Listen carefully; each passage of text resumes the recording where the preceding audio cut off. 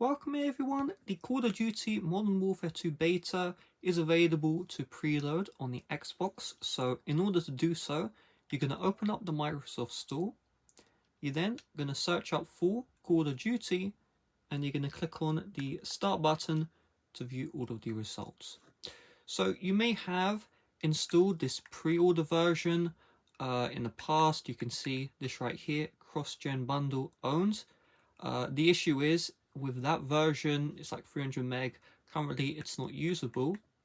Instead, you're going to find this other version of Modern Warfare 2 right here, and you're going to click on A to select. You're then going to click on Manage, and you're going to see Game Not Installed. So just click on the A by Game Not Installed, select your storage device, click on Install, and you can see base game 81.8 gigabyte, and all of these add-ons here are available as well. So you're going to click on the select all option and then click on install. Now Modern Warfare 2 is going to pre-install. So keep in mind tomorrow, so that is the 20th of October at 6 PM UK, you'll need to do time zone translations for your region.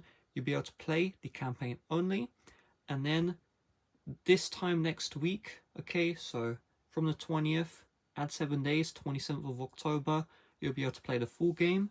On Xbox only, you can download the full game right now, so this 80 gig download is the full game, okay, so just keep that one in mind.